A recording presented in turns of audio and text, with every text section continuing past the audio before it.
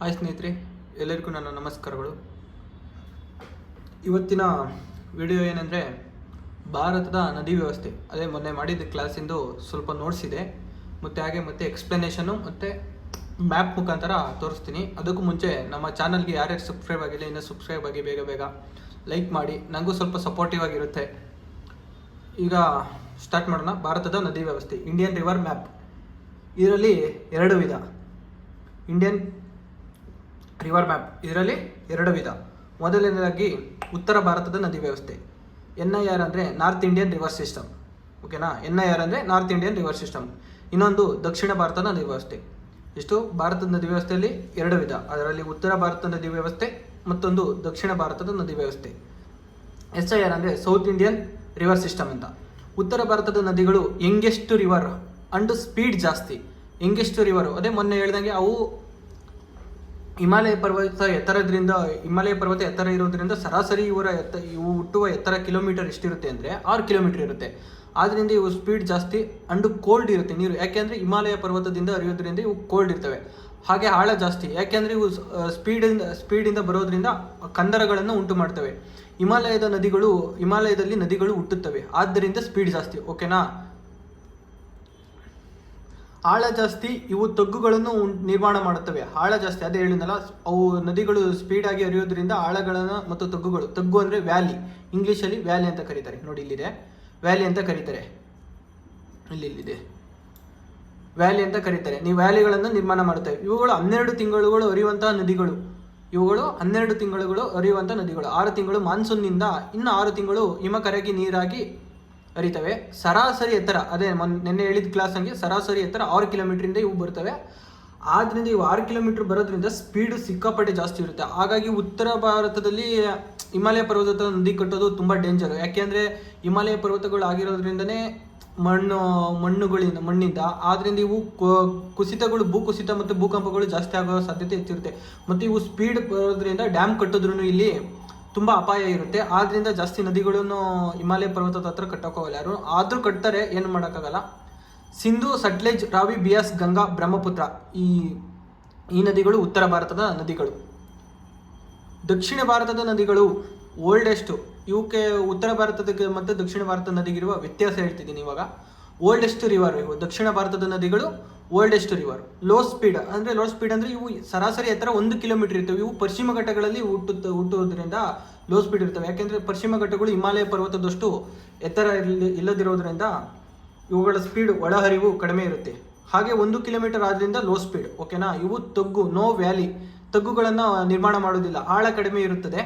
ಇವು ಮಾನ್ಸೂನ್ ಮೇಲೆ ನಿಂತಿವೆ. ಅಂದರೆ ಡಿಪೆಂಡೆಂಟ್ ರಿವರ್ ಅಂದರೆ ಇವು 6 ತಿಂಗಳುಗಳ ಕಾಲ ಮಾತ್ರ ಉಕ್ಕಿ ಹರಿತಾ ಇರ್ತವೆ. ಇನ್ನು 6 ತಿಂಗಳು ಮಳೆ ಇಲ್ಲ ಅಂದರೆ ಇವು ಅಂದರೆ ಬತ್ತಿ ಹೋಗೋ ಸಾಧ್ಯತೆ ಜಾಸ್ತಿ ಇರುತ್ತೆ. ಈಗ ನೋಡಿ, ಎಕ್ಸಾಂಪಲ್ ಕಾವೇರಿ ಮಳೆ ಹೋಯಿದ್ರೆ ತುಂಬ ಸಿಕ್ಕಾಪಟ್ಟೆ ಚೆನ್ನಾಗಿ ಹರಿಯುತ್ತೆ. ನಮಗೂ ಯಾವುದೇ ಪ್ರಾಬ್ಲಮ್ ಕರ್ನಾಟಕದವ್ರಿಗೂ ಯಾವುದೇ ಪ್ರಾಬ್ಲಮ್ ಇರಲ್ಲ. ಹಾಗೆ ತಮಿಳ್ನಾಡವ್ರಿಗೂ ಯಾವುದೇ ಪ್ರಾಬ್ಲಮ್ ಇರಲ್ಲ. ಯಾಕೆಂದರೆ ನೀರು ಬಿಟ್ಬಿಡ್ತೀವಿ, ಅವ್ರಿಗೆ ಎಷ್ಟು ಕ್ಯೂಸೆಕ್ ನೀರು ಬಿಡಬೇಕು ಅಷ್ಟು ಬಿಟ್ಬಿಡ್ತೀವಿ. ಬಟ್ ಒಂದು ವರ್ಷ ಮಳೆ ಇರಲಿಲ್ಲ ಅಂದರೆ ಕಾವೇರಿ ನದಿಗೆ ಕರ್ನಾಟಕ ಮತ್ತು ತಮಿಳುನಾಡು ಹೋರಾಟ ತುಂಬಾ ನ್ಯೂಸಲ್ಲಿ ಇರುತ್ತೆ. ಓಕೆನಾ. ನರ್ಮದಾ, ಕಾವೇರಿ, ಗೋದಾವರಿ, ಮಹದಾಯಿ, ಕೃಷ್ಣ, ತಾಪಿ ಇತ್ಯಾದಿಗಳು ಇವು ದಕ್ಷಿಣ ಭಾರತದ ನದಿಗಳು. ಓಕೆನಾ. ಉತ್ತರ ಭಾರತದ ನದಿಗಳಲ್ಲಿ ಮೊದಲನೇದಾಗಿ ನೋಡಿ, ಸಿಂಧೂ ನದಿಯ ಉತ್ತರ 2880 ಕಿಲೋಮೀಟರ್ ಇಲ್ಲಿದೆ ನೋಡಿ. ಸಿಂಧೂ ನದಿಯ ಉದ್ದ 2880 ಕಿಲೋಮೀಟರ್. ಇದು ಭಾರತದಲ್ಲಿ ನೋಡಿ ಇಲ್ಲಿದೆ 709 ಕಿಲೋಮೀಟರ್ 9 ಕಿಲೋಮೀಟರ್ ಹರಿಯುತ್ತೆ. ಓಕೆನಾ. ಈಗ ಸಿಂಧೂ ನದಿಯ ಮ್ಯಾಪ್ ಸ್ವಲ್ಪ ನೋಡೋಣ. ಇದೆಲ್ಲಿ ಹುಟ್ಟುತ್ತೆ ಅಂದರೆ ಮಾನಸ ಸರೋವರದ ಬಳಿ ಕಪ್ಪೆ ಕಬಾತ್ ಎಂಬಲ್ಲಿ ಹುಟ್ಟುತ್ತೆ. ಇಲ್ಲಿ ಹುಟ್ಟುತ್ತೆ ನೋಡಿ. ಹಾಗೆ ಡೆಮ್ಚಕ್ ಎಂಬ ಮೂಲಕ ಇಂಡಿಯಾವನ್ನು ಪ್ರವೇಶ ಆಗ್ತದೆ. ಇಲ್ಲಿ ಡೆಮ್ಚಕ್ ಎಂಬ ಮೂಲಕ ಇಂಡಿಯಾವನ್ನು ಪ್ರವೇಶ ಆಗಿ ಹೀಗೆ ಬರ್ತಾ ಇಲ್ಲಿ ಲಡಾಖ್ ಶ್ರೇಣಿಯನ್ನು ಎಂಟ್ರಿ ಆಗುತ್ತೆ. ಲಡಾಖ್ ಶ್ರೇಣಿಯ ಕಣಿವೆ ಮೂಲಕ ಇಲ್ಲಿ ಬಂದು ನಂಗ ಪರ್ವತವನ್ನು ಎಂಟ್ರಿ ಆಗುತ್ತೆ. ನಂಗ ಪರ್ವತ ಇಂಡಿಯಾ ಮತ್ತು ಪಾಕಿಸ್ತಾನ್ ಬಾರ್ಡ್ರಲ್ಲಿದೆ. ಇಲ್ಲಿದೆ ನೋಡಿ, ಇಲ್ಲಿ ನಂಗ ಪರ್ವತ ಇಂಡಿಯಾ ಮತ್ತು ಪಾಕಿಸ್ತಾನ್ ಬಾರ್ಡ್ರಲ್ಲಿದೆ. ಈ ನಂಗ ಪರ್ವತವನ್ನು ಎಂಟರ್ ಆಗಿ ನಂತರ ಈ ಸಿಂಧೂ ನದಿ ಪಾಕಿಸ್ತಾನವನ್ನು ಎಂಟರ್ ಆಗುತ್ತೆ. ಈ ನಂಗ ಪರ್ವತದ ಮೂಲಕ ಪಾಕಿಸ್ತಾನವನ್ನು ಎಂಟರ್ ಆಗುತ್ತೆ. ಸಿಂಧೂ ಆರ್ ಇಂಡಸ್ ನದಿ ಅಂತಲೂ ಕರೀತಾರೆ. ಇದು ನಂತರ ನೋಡಿ ಇಲ್ಲಿ ಕಾರಾಕೋರಂ ಶ್ರೇಣಿ ಬರುತ್ತೆ. ಈ ಕಾರಾಕೋರಂ ಶ್ರೇಣಿಯಲ್ಲಿ K2 ಪರ್ವತ ಬರೋದು, ಅಂದರೆ ಇಂಡಿಯಾದ ಅತಿ ಎತ್ತರವಾದ ಪರ್ವತ ಈ ಕಾರಾಕೋರಂ ಶ್ರೇಣಿಯಲ್ಲೇ ಕಂಡು ಬರುವುದು. ಓಕೆನಾ. ನಂತರ ಜೇಲಂ ನದಿ. ಜೇಲಂ ನದಿ ಇದು ಸಿಂಧೂ ನದಿಯ ಒಂದು ಉಪನದಿ. ಇದು ವೆರಿನಾಗ ಅಥವಾ ಶೇಷನಾಗ ಎಂಬ ಸ್ಥಳದಲ್ಲಿ, ಅದೇ ಜಮ್ಮು ಕಾಶ್ಮೀರಲ್ಲಿ ಉಗಮ ಆಗುತ್ತೆ. ಇದು ಇಂಡಿಯಾದಲ್ಲೇ ಉಗಮ ಆಗೋದು.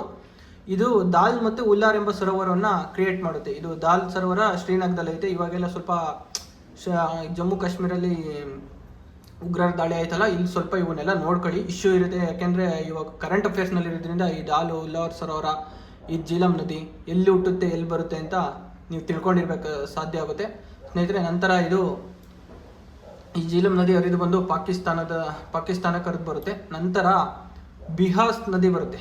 ಬಿಹಾಸ್ ಅಲ್ಲ, ಚಿನಾಬ್ ನದಿ ಇಲ್ಲಿದೆ ನೋಡಿ. ಚಿನಾಬ್ ನದಿ ಬರುತ್ತೆ. ಈ ಚಿನಾಬ್ ನದಿ ಚಂದ್ರಭಾಗದಲ್ಲಿ ಹುಟ್ಟುತ್ತೆ. ಎಲ್ಲಿ? ಇದು ಇಂಡಿಯಾದಲ್ಲಿ ಚಂದ್ರಭಾಗದಲ್ಲಿ, ಇಲ್ಲಿ ಈ ಚಂದ್ರಭಾಗದಲ್ಲಿ ಹುಟ್ಟುತ್ತೆ. ಈ ಚಂದ್ರಭಾಗದಲ್ಲಿ ಹುಟ್ಟಿ ಅಹಮದ್ಪುರಿ ಎಂಬಲ್ಲಿ ರಾವಿ ನದಿಯನ್ನ ಸೇರುತ್ತೆ. ಎಲ್ಲಿ? ಅಹಮದ್ಪುರಿ ಇಲ್ಲಿದೆ ನೋಡಿ, ಅಹಮದ್ಪುರಿ ಎಂಬಲ್ಲಿ. ಈ ರಾವಿ ನದಿ ಕೂಡ ರೊಟೆಂಗಾವ್ ಪಾಸ್ ಅಲ್ಲಿ ಇಂಡಿಯಾದಲ್ಲೇ ಹುಟ್ಟುತ್ತೆ. ಇದನ್ನು ಈ ರಾವಿ ನದಿಯು ಕೂಡ ಅಹಮದ್ಪುರಿಯಲ್ಲಿ ಚಿನಾಬ್ ನದಿಯನ್ನ ಸೇರುತ್ತೆ. ಈ ಚಿನಾಬ್ ನದಿ ಮತ್ತೆ ರಾವಿ ನದಿ ಒಟ್ಟುಗೂಡಿ ನಂತರ ಬಂದು ಟ್ರಿಮ್ ಎಂಬ ಸ್ಥಳದಲ್ಲಿ ಜೇಲಂ ನದಿಯನ್ನ ನೋಡಿ, ಇಲ್ಲಿ ಜೇಲಂ ನದಿಯನ್ನ ಸೇರುತ್ತೆ. ಇಲ್ಲಿ ಜೇಲಂ ನದಿಯನ್ನ ಸೇರುತ್ತೆ. ನಂತರ ಬಿಯಾಸ್ ನದಿಯಲ್ಲಿ ಹುಟ್ಟುತ್ತೆ ಇಂಡಿಯಾದಲ್ಲಿ. ಇದು ಸಹ ಇದು ಬಿಯಾಸ್ ಕುಂಡದಲ್ಲಿ ಹುಟ್ಟುತ್ತೆ. ಬಿಯಾಸ್ ನದಿ ಇಂಡಿಯಾದಲ್ಲೇ. ಬಿಯಾಸ್ ಕುಂಡ ಎಲ್ಲಿ, ಯಾವ ಸ್ಟೇಟ್ ಅಂದರೆ ಹಿಮಾಚಲ್ ಪ್ರದೇಶದಲ್ಲಿ ಹುಟ್ಟುತ್ತೆ. ಈ ಬಿಯಾಸ್ ನದಿ ಬಂದು ಸಟ್ಲೇಜ್ ನದಿಯನ್ನ ಹರಿಕೆ ಪಟ್ಟಣ ಎಂಬಲ್ಲಿ ಸೇರುತ್ತೆ. ಇಲ್ಲಿ ಹರಿಕೆ ಪಟ್ಟಣ ಇಲ್ಲಿದೆ ನೋಡಿ. ಈ ಹರಿಕೆ ಪಟ್ಟಣ ಎಂಬಲ್ಲಿ ಸಟ್ಲೇಜ್ ನದಿಯನ್ನ ಸೇರುತ್ತೆ. ಈ ಸಟ್ಲೇಜ್ ನದಿ ಎಲ್ಲಿ ಹುಟ್ಟುತ್ತೆ ಅಂದರೆ ಕಾಕಸ ಸರೋವರ, ಇಲ್ಲಿ ಟಿಬೆಟ್. ಇದು ಕಾಕಸ ಸರೋವರ ಎಲ್ಲಿರೋದು? ಟಿಬೆಟ್ನಲ್ಲಿ ಐತೆ. ಈ ಕಾಕಸ ಸರೋವರ ಟಿಬೆಟ್ನಲ್ಲಿದೆ. ಟಿಬೆಟ್ನಿಂದ ಇದು ಇಂಡಿಯಾ ಎಂಟರ್ ಆಗಬೇಕು ಅಂದರೆ ಶಿಪ್ಕಿಲಾ ಪಾಸ್ ಮೂಲಕ ಇಂಡಿಯಾವನ್ನು ಎಂಟರ್ ಆಗುತ್ತೆ. ಇಲ್ಲಿದೆ ನೋಡಿ ಶಿಪ್ಕಿಲಾ ಪಾಸ್ ಮೂಲಕ ಇಂಡಿಯಾವನ್ನು ಎಂಟರ್ ಆಗಿ ಈ ಸಟ್ಲೇಜ್ ನದಿಯು ಬಂದು ಹರಿಕೆ ಪಟ್ಟಣ ಎಂಬಲ್ಲಿ ಬಿಯಾಸ್ ನದಿಯನ್ನು ಸೇರುತ್ತೆ. ಎಲ್ಲಿ? ಹರಿಕೆ ಪಟ್ಟಣ ಎಂಬಲ್ಲಿ ಬಿಯಾಸ್ ನದಿಯನ್ನು ಸೇರುತ್ತೆ. ನಂತರ ಈ ಬಿಯಾಸ್ ನದಿ ಮತ್ತು ಸಟ್ಲೇಜ್ ನದಿ ಒಂದುಗೂಡಿ ಬಂದು ಪಂಜನಾಥ್ ಎಂಬಲ್ಲಿ ಜೇಲಂ ನದಿಯನ್ನು ಸೇರುತ್ತೆ. ಎಲ್ಲಿ? ಜೇಲಂ ನದಿಯನ್ನು ಪಂಜನಾಥ್ ಎಂಬಲ್ಲಿ ಸೇರುತ್ತೆ. ನಂತರ ಟೋಟಲಿ ಜೀಲಂ ನದಿ, ಬಿಯಾಸ್ ನದಿ, ರಾವಿ ನದಿ, ಚಿನಾಬ್ ನದಿ, ಬಿಯಾಸ್ ನದಿ, ಸಟ್ಲೇಜ್ ನದಿ, ರಾವಿ ನದಿ ಇವೆಲ್ಲ ಒಟ್ಟುಗೂಡಿ ಬಂದು ಸಿಂಧೂ ನದಿಯನ್ನು ಸೇರುತ್ತೆ. ಸಿಂಧೂ ನದಿ ನಂತರ ಪಾಕಿಸ್ತಾನದ ಕರಾಚಿಯ ಬಳಿ ಅರಬ್ಬಿ ಸಮುದ್ರವನ್ನು ಸೇರುತ್ತೆ ನೋಡಿ ಸ್ನೇಹಿತರೆ.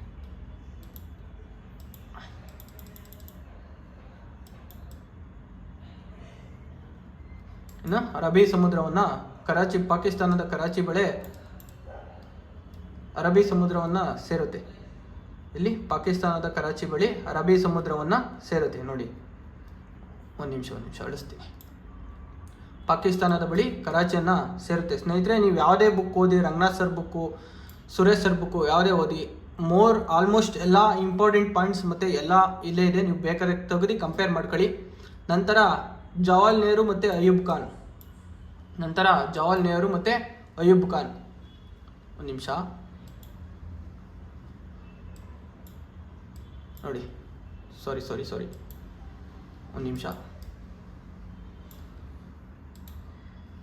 ನೋಡಿ. ಜವಾಹರ್ಲಾಲ್ ನೆಹರು ಮತ್ತು ಅಯೂಬ್ ಖಾನ್ 1960ರಲ್ಲಿ ಸಿಂಧೂ ನದಿ ಒಪ್ಪಂದ ಆಯಿತು. ಯಾಕೆಂದರೆ ಈಗ ಸ್ನೇಹಿತರೆ, ಈಗ ಸ್ವಲ್ಪ ಇಶ್ಯೂ ಇದೆ, ನೋಡ್ಕೊಳ್ಳಿ. ಇದು 1960 ಸಿಂಧೂ ನದಿ ಒಪ್ಪಂದ. ಯಾರ್ಯಾರ ನಡುವೆ? ಜವಾಹರ್ಲಾಲ್ ನೆಹರು ಮತ್ತು ಅಯೂಬ್ ಖಾನ್ ನಡುವೆ ಇದು ಒಪ್ಪಂದ ಆಯಿತು. ಏನೇನಂತ ಒಪ್ಪಂದ ಆಯಿತು? ಇಂಡಿಯಾಗೆ ಯಾವ ನದಿ ನೀರು? ಬಿಯಾಸು, ರಾವಿ, ಸಟ್ಲೇಜು ಇಂಡಿಯಾಗೆ. ಪಾಕಿಸ್ತಾನಕ್ಕೆ ನೋಡಿ I+J+C ಅಂದರೆ ಸಿಂಧು, ಜೇಲಂ, ಚಿನಾಬ್ ನದಿ ಇವು ಪಾಕಿಸ್ತಾನಕ್ಕೆ ನೀರು ಕೊಡಬೇಕು ಅಂತ ಒಪ್ಪಂದ ಆಯಿತು. ಯಾಕೆ ಈಗ ಇಶ್ಯೂ ಇದೆ, ಕರೆಂಟ್ ಅಫೇರ್ಸ್ನಲ್ಲಿ ಇದೆ ಅಂತಂದರೆ, ಮೊನ್ನೆ ಯುದ್ಧ ಆಗಿದ್ರಿಂದ ಇದು ಕರೆಂಟ್ ಅಫೇರ್ಸ್ನಲ್ಲಿ ಐತೆ. ಯಾಕೆಂದರೆ ನಾವು ಇದು ಸಿಂಧು ನದಿ ಒಪ್ಪಂದವನ್ನು ಬ್ರೇಕ್ ಮಾಡಿದ್ವಿ, ಅದಕ್ಕೋಸ್ಕರ ಇದೊಂದು ಸ್ವಲ್ಪ ಇಂಪಾರ್ಟೆಂಟ್ ಇದೆ, ನೋಡ್ಕೊಳ್ಳಿ ನೋಡಿ. ಇದು ಭಾರತದ ವಾಯುವ್ಯ ಭಾಗದ ಮುಖ್ಯ ನದಿ. ಇದು ಟಿಬೆಟ್ನ ಕೈಲಾಸ ಪರ್ವತದಲ್ಲಿ 6714 ಮೀಟರ್ ಮಾನಸ ಸರೋವರದಲ್ಲಿ ಉಗಮವಾಗುತ್ತೆ. ನೋಡಿ ಇಲ್ಲಿ 6714 ಮೀಟರ್. ಅದಕ್ಕೇನೆ ಈ ನದಿಗಳು ತುಂಬ ಸ್ಪೀಡ್ ಇರ್ತವೆ. ಈ ನದಿಗಳಿಗೆ ಡ್ಯಾಮ್ ಕಟ್ಟೋದು ಅಷ್ಟು ಉತ್ತಮವಲ್ಲ. ಯಾಕೆ ಅಂತಂದರೆ ಇವು ಸ್ಪೀಡ್ ಜಾಸ್ತಿ ಇರೋದ್ರಿಂದ ಇವು ನದಿಗಳನ್ನ ತಡೆದು ನಿಲ್ಲಿಸೋದು ಸಿಕ್ಕಾಪಟ್ಟೆ ತುಂಬ ಕಷ್ಟ ಇರುತ್ತೆ. ಆದ್ದರಿಂದ ನದಿಗಳು ಡ್ಯಾಮ್ಗಳು ಕಟ್ಟಿದ್ರು ಆದರೂ ಒಡ್ಕೊಂಡು ಹೋಗುವ ಸಾಧ್ಯತೆ ಮತ್ತು ಈ ಪ್ರವಾಹ ಆಗುವ ಸಾಧ್ಯತೆ ಜಾಸ್ತಿ ಇರುತ್ತೆ. ಅದಕ್ಕೆ ಯಾರು ಜಾಸ್ತಿ ಡ್ಯಾಮ್ಗಳನ್ನ ಕಟ್ಟಕ್ಕೆ ಹೋಗಲ್ಲ. ಇದು ಇಲ್ಲಿ ಮಾನಸ ಸರೋವರದಲ್ಲಿ ಹುಟ್ಟುತ್ತೆ. ಇದನ್ನು ಟಿಬೆಟ್ನ ಸಿಂಗೆ ಕಬಾಬ್ ಅಂದರೆ ನೀವು ಕಬಾಬ್ ಅನ್ಕೊಂಬಿಡಿ, ಆಮೇಲೆ ಸಿಂಗೆ ಕಬಾಬ್ ಇಲ್ಲಿ ನೋಡಿ ಇಲ್ಲಿದೆ ಸಿಂಗೆ ಕಬಾಬ್ ಎಂದು ಟಿಬೆಟ್ನಲ್ಲಿ ಇದನ್ನ ಸಿಂಗೆ ಕಬಾಬ್ ಅಂತಾರೆ. ಯಾವ್ದನ್ನ ಸಿಂಧೂ ನದಿಯನ್ನು ಸಿಂಗೆ ಕಬಾಬ್ ಅಂತ ಕರೀತಾರೆ ಎಂದು ಕರೆಯುವರು. ಇದು ಭಾರತದ ಲಡಾಖ್ ಕೇಂದ್ರಾಡಳಿತ ಪ್ರದೇಶದ ಲಡಾಖ್ ಮತ್ತು ಜಾಸ್ಕರ್ ಶ್ರೇಣಿ, ಆಗಲೇ ತೋರಿಸಿದ್ನಲ್ಲ ಮ್ಯಾಪಲ್ಲಿ, ಜಾಸ್ಕರ್ ಶ್ರೇಣಿಯ ಬಳಿ ಪ್ರವೇಶವಾಗುತ್ತೆ. ಇದು ಆರಂಭದಿಂದ ಅಂತ್ಯದವರೆಗೆ ಒಟ್ಟು ಉದ್ದ ಹರಿಯುವ ಉದ್ದ 2880 ಕಿಲೋಮೀಟ್ರು. ಇದು ಭಾರತದಲ್ಲಿ 709 ಕಿಲೋಮೀಟ್ರು ಹರಿಯುತ್ತೆ. ಇದು ಭಾರತದ ಪಶ್ಚಿಮ ಭಾಗದಲ್ಲಿನ ಜಮ್ಮು ಕಾಶ್ಮೀರ ಕೇಂದ್ರಾಡಳಿತ ಪ್ರದೇಶದ ಗಡಿ ಭಾಗದಲ್ಲಿ ನಂಗಾ ಪರ್ವತದಲ್ಲಿ, ಇಲ್ಲಿ ತೋರಿಸಿದ್ನಲ್ಲ ನಂಗಾ ಪರ್ವತದಲ್ಲಿ ಪಾಕಿಸ್ತಾನದ ಚಿಲ್ಲಾರ್ ಎಂಬ ಹಳ್ಳಿಯ ನೈಋತ್ಯಾಭಿಮುಖವಾಗಿ ಪಾಕಿಸ್ತಾನವನ್ನು ಸೇರುತ್ತೆ. ನೋಡಿ ತೋರಿಸ್ತೀನಿ ಮತ್ತೊಮ್ಮೆ, ಇಲ್ಲಿ ನೋಡಿ, ಇಲ್ಲಿ ಡೆಮ್ಚಾರ್ಕು, ಇಲ್ಲಿಂದ ಬಂದು ಲಡಾಖ್ ಶ್ರೇಣಿ ಮತ್ತು ಇಲ್ಲಿ ಕಾರಾಕೋರಮು, ಇಲ್ಲಿ ಜಾಸ್ಕರ್ ಶ್ರೇಣಿ, ಇವೆರಡು ಇಲ್ಲಿ ಎಂಟರ್ ಆಗಿತ್ತು. ನಂತರ ಇಲ್ಲಿ ನಂಗಾ ಪರ್ವತ ಇದೆ ನೋಡಿ, ನಂಗಾ ಪರ್ವತ ಇಲ್ಲಿದೆ ನೋಡಿ, ನಂಗಾ ಪರ್ವತ. ಈ ನಂಗಾ ಪರ್ವತವನ್ನು ಎಂಟರ್ ಆಗಿದ್ರೆ ಇಲ್ಲಿ ಚಿಲ್ಲಾರ ಎಂಬ ಹಳ್ಳಿ ಬರುತ್ತೆ. ಇಲ್ಲಿ ಪಾಕಿಸ್ತಾನದಲ್ಲಿ ಚಿಲ್ಲಾರ್ ಎಂಬ ಹಳ್ಳಿ ಬರುತ್ತೆ. ಈ ಚಿಲ್ಲಾರ್ ಎಂಬ ಹಳ್ಳಿಯನ್ನು ಎಂಟರ್ ಆಗಿ ಪಾಕಿಸ್ತಾನಕ್ಕೆ ಬರುತ್ತೆ. ಓಕೆನಾ, ಮ್ಯಾಪ್ ಮೂಲಕ ತೋರಿಸಿದ್ದೀನಿ ನೋಡಿ ಇನ್ನೊಂದ್ಸಲ. ಓಕೆನಾ, ಇದು ಎಷ್ಟು ಉದ್ದ ಇರುತ್ತೆ? ಇದು ಟೋಟಲ್ ಉದ್ದ 2880 ಕಿಲೋಮೀಟ್ರ್. ಇದು ಭಾರತದಲ್ಲಿ 709 ಕಿಲೋಮೀಟ್ರ್. ಓಕೆನಾ, ಇದು ಭಾರತದ ಪಶ್ಚಿಮ ಭಾಗದಲ್ಲಿನ ಜಮ್ಮು ಕಾಶ್ಮೀರ ಕೇಂದ್ರಾಡಳಿತ ಪ್ರದೇಶ ಗಡಿ ಭಾಗದಲ್ಲಿ ನಂಗಾ ಪರ್ವತವನ್ನು ಎಂಟರ್ ಆಗುತ್ತೆ. ಇವಾಗ ತೋರಿಸೋದ್ನಲ್ಲ ಅದೇ ರೀತಿ ಪಾಕಿಸ್ತಾನದ ಚಿಲ್ಲಾರ್ ಎಂಬ ಹಳ್ಳಿಯಲ್ಲಿ ನೈಋತ್ಯಾಭಿಮುಖವಾಗಿ ಪಾಕಿಸ್ತಾನವನ್ನು ಸೇರುತ್ತೆ. ಸರಿನಾ, ಪಾಕಿಸ್ತಾನದ ಜೀವನದಿಯಾಗಿದೆ.